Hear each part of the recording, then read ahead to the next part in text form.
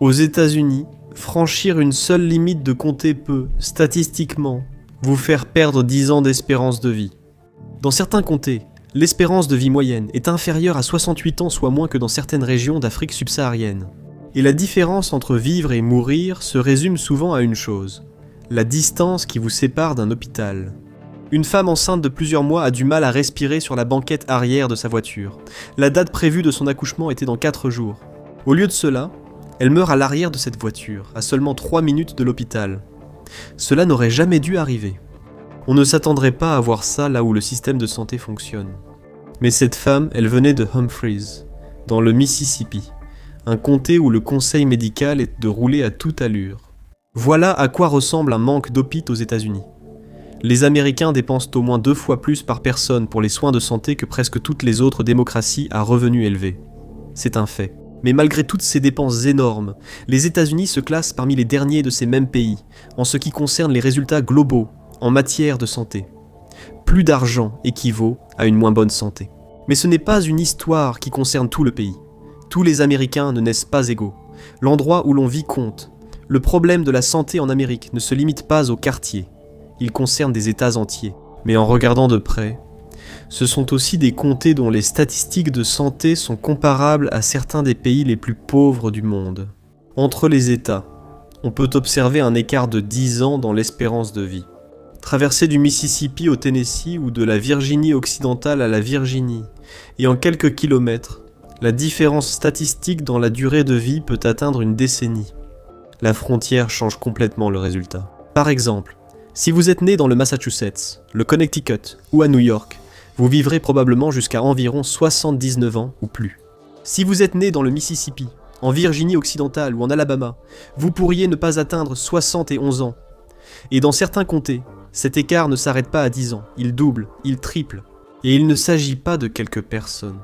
Des millions d'Américains peuvent s'attendre à vivre une vie relativement courte, et c'est là que le système cesse de fonctionner. Les données indiquent nos 3 points névralgiques et précis, où le système est déjà à l'arrêt.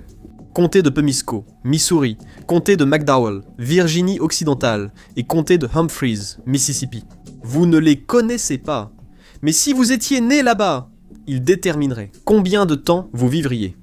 En Amérique, votre code postal est l'un des meilleurs indicateurs de votre espérance de vie. C'est plus déterminant que vos gènes, plus déterminant que votre mode de vie, et dans de nombreux cas, plus déterminant que votre revenu. Les données montrent que si vous êtes né dans le comté de Pemiscot, dans le Missouri, il y a de fortes chances que vous n'atteigniez pas vos 80 ans. Statistiquement, il y a une très forte probabilité que vous soyez décédé bien des années plus tôt, car l'espérance de vie moyenne là-bas n'est que de 67,4 ans. Actuellement, ce comté situé dans la Bible Belt compte près de 15 700 habitants. Il y en avait beaucoup plus auparavant, mais au fil des années, les gens sont partis. L'une des raisons, c'est la pauvreté. Avec un revenu moyen par habitant de seulement 26 000 $, c'est l'un des comtés les plus pauvres des États-Unis. Et c'est aussi l'un des pires endroits pour trouver des soins de santé. Son seul hôpital est au bord de la fermeture depuis des années. S'il ferme, les urgences les plus proches se trouvent à 20 à 50 miles d'ici. Et en cas d'urgence médicale, les retards peuvent être mortels. Crise cardiaque, hémorragie grave, overdose, septicémie. On peut survivre à tout cela si c'est traité rapidement. Sinon, c'est mortel. Et si vous souffrez d'une maladie chronique, recevoir un traitement régulier peut devenir difficile. Le ratio patient-médecin généraliste est de 2500 pour 1, soit presque le double de la moyenne américaine. Plus de 80% des médecins américains exercent en zone urbaine, une concentration géographique qui reflète la carte des fermetures d'hôpitaux et laisse de vastes régions rurales gravement sous-desservies. Et Pemiscot est loin d'être le pire. Dans toute la région du delta du Mississippi, obtenir des soins médicaux peut être un vrai parcours du combattant. Si vous naissez dans le comté de Humphreys, l'espérance de vie n'est que de 67,2 ans. En 2013, le seul hôpital du comté a fermé ses portes. Plus de services d'urgence, plus de solutions de rechange. Si quelque chose arrive, vous devrez maintenant traverser les terres agricoles du delta pour rejoindre l'hôpital le plus proche, à environ 25 à 45 minutes de route. Et la tendance ne s'arrête pas là. Le comté de McDowell, en Virginie occidentale, a perdu son industrie du charbon et ne s'en est jamais remis. 17 000 personnes ont été laissées pour compte dans un endroit où l'économie s'est effondrée, et le système de santé s'était effondré avec elle.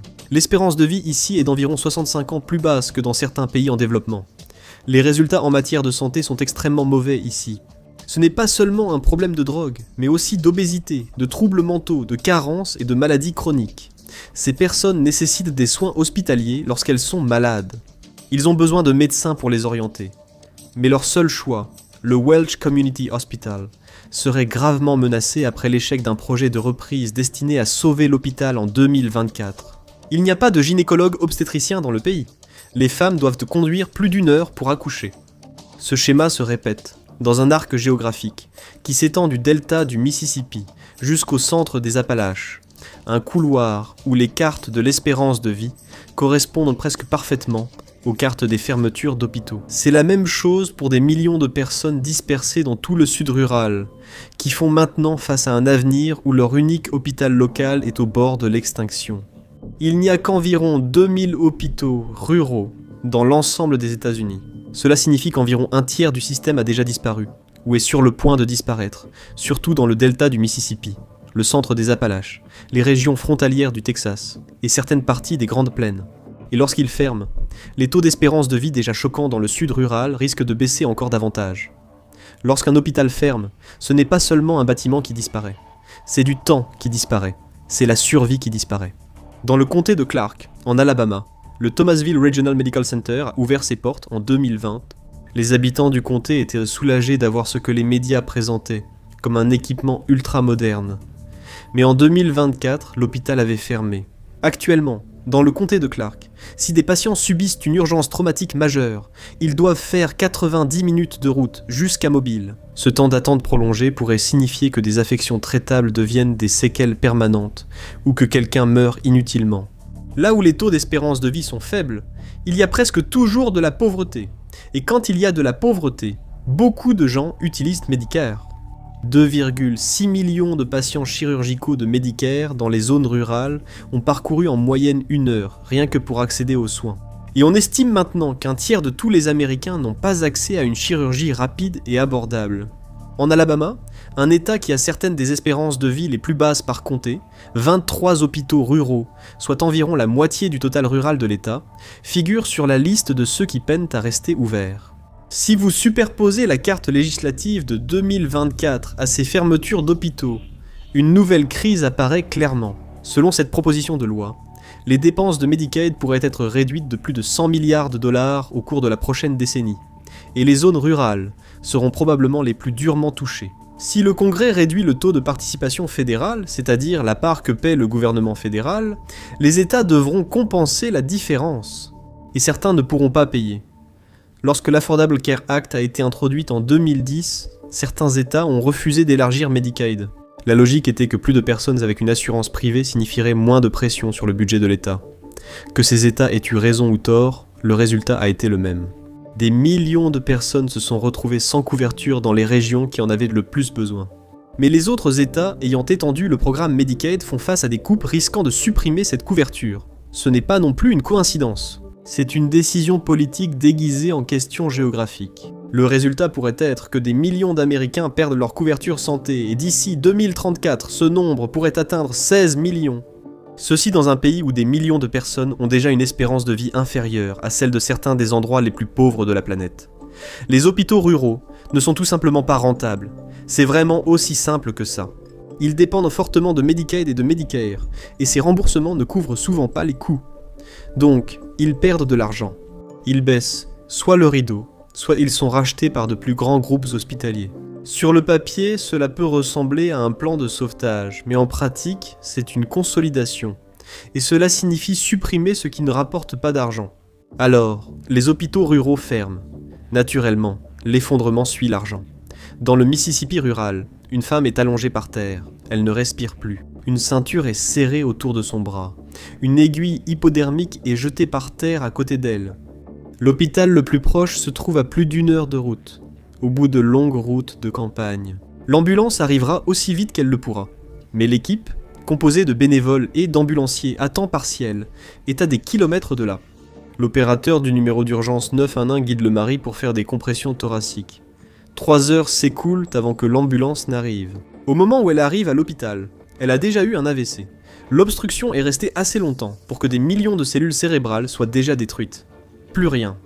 Elle ne bouge toujours pas, ne respire pas. Puis quelque chose se passe. Un souffle, une contraction du visage. Elle est en vie, mais à peine. Vous la roulez sur le côté. Gardez ses voies respiratoires dégagées. Observez sa poitrine lutter pour se soulever et s'abaisser. Mais quelque chose ne semble pas normal ici. C'est difficile à expliquer, mais son visage a l'air étrange, affaissé, relâché.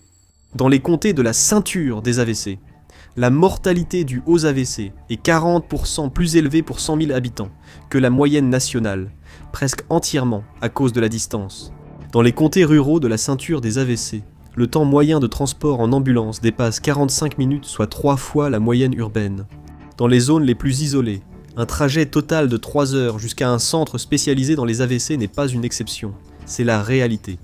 Les ambulanciers posent un masque à oxygène sur la femme, vérifient ses signes vitaux et vous posent des questions pendant qu'ils la chargent sur une civière. À l'arrière de l'ambulance, ils la branchent à un moniteur. Un ECG s'imprime sur une bande de papier. Ils ne peuvent pas dire exactement ce qui ne va pas, mais cela n'a pas l'air bon. La clinique locale peut la stabiliser. La stabiliser, mais elle devra être transférée à l'hôpital principal dès que possible. C'est encore à 1 heure d'ici. Elle s'en sort, et elle est stable, mais ce n'est que le début. Les scanners montrent qu'elle a eu un AVC. L'IRM révèle une obstruction. Elle aura besoin de médicaments, de surveillance, de rééducation. Les jours, les semaines passent. Elle a des problèmes de mémoire, de la fatigue, une faiblesse d'un côté du corps. Les médicaments et la rééducation vont aider, mais rien ne garantit qu'elle récupérera complètement. Et cela devient déjà coûteux. Elle se retrouve dans un vide de couverture maladie. La facture est à sa charge. Le trajet en ambulance à lui seul a coûté plus de 1 000 $. Les urgences, scanners, lits et médicaments coûtent des dizaines de milliers de dollars en plus. Et maintenant, la rééducation dont elle aura besoin, la kinésithérapie, les suivis, c'est plus d'argent qu'elle ne pourra jamais gagner. Surtout maintenant qu'elle a l'esprit embrumé et des difficultés à se concentrer. Le médecin lui a dit que se rendre à l'hôpital plus tôt aurait pu faire une différence. Dans les comtés ruraux de la ceinture des AVC, le temps moyen de transport en ambulance dépasse 45 minutes. Encore une fois, c'est 3 fois la moyenne urbaine.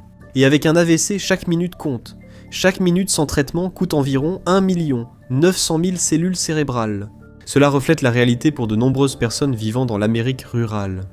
Le Mississippi se trouve dans ce qu'on appelle la ceinture des AVC, avec un groupe d'autres États du Sud-Est. Tout cela causé, directement ou indirectement, par une combinaison de faibles statuts socio-économiques, de mauvaise alimentation, d'obésité et d'hypertension.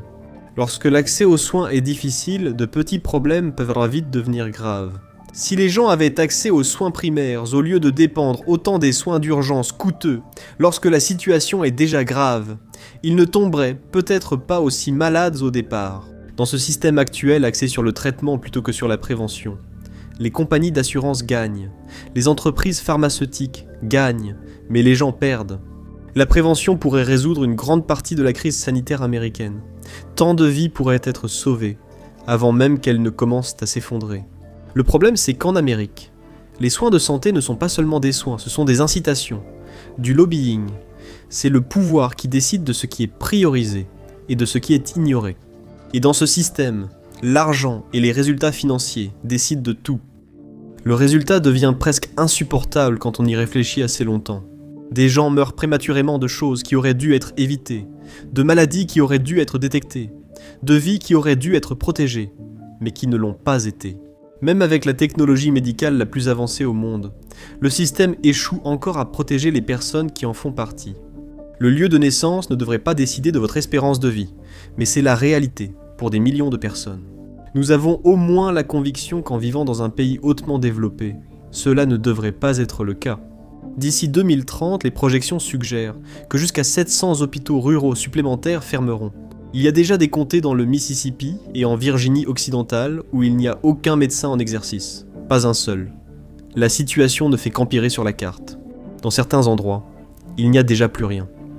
La femme enceinte qui est morte à 3 minutes de l'hôpital est un exemple de la façon dont la géographie des États-Unis l'a trahi. Le plus troublant, c'est de voir à quel point il est facile de vivre dans un système qui décide qui aura plus de temps et qui n'en aura pas. Merci de m'avoir rejoint aujourd'hui. J'espère que la vidéo vous a plu. Pour en voir d'autres, abonnez-vous et activez les notifications. Cela fait la différence. Merci encore, et on se retrouve la prochaine fois sur MapPack.